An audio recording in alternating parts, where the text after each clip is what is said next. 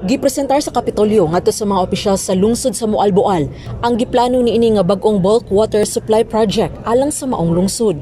Ang presentasyon sa proyekto gihimo ato sa tigom sa Economic Enterprise Council kon EEC niadtong Miyerkules, Enero 12 nga gipanguluhan ni Gobernador Gwen Garcia.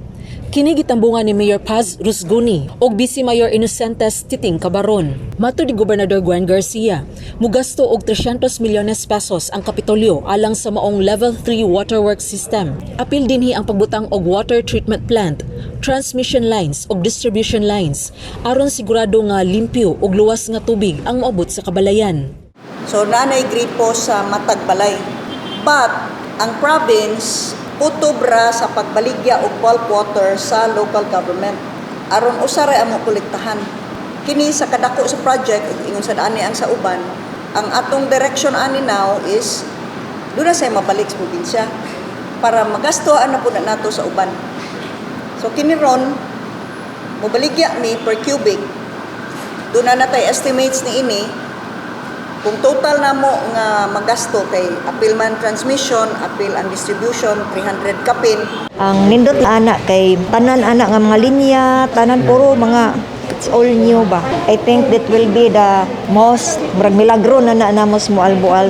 So nindot kayo kay napil mis pagpangga ni Gob, iyaham yun ang pinangga ang Cebu province niya.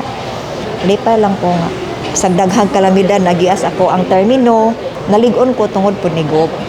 Ang Kapitolyo pinaagi sa Provincial Engineering Office. Mooy muhimo og mogasto sa proyekto ug ang tubig paliton sa kagamhanan sa Mualboal kinsa mao na ang mobaligya o mo distribute niini ngadto sa ilang mga konsumidor. Kani hinuon dili lang ni kay i-filter nato treatment gid ni water treatment.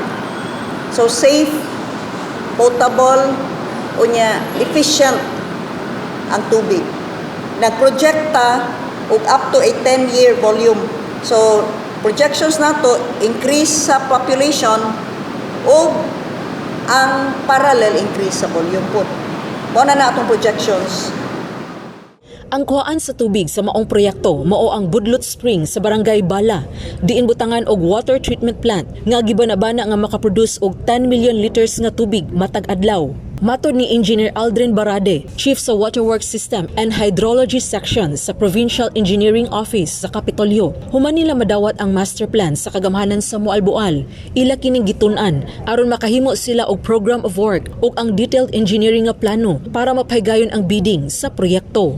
Ang 15 ka mga barangay sa lungsod mo'y gibanabana nga makatagamtam sa maong proyekto. Rest assured, it is a price nga kamo maka-economic enterprise paghihapon mo. Kay kaning amo pagbawi malas gasto. Pero kining inyo di lang kay makahatag mo o gipangita sa tao, kay kinahanglan kaayo, so doing makapuno mo revenues, makapuno mo panudlanan sa Mualboal. Sheila Gravinez, Balita sa Sugbo.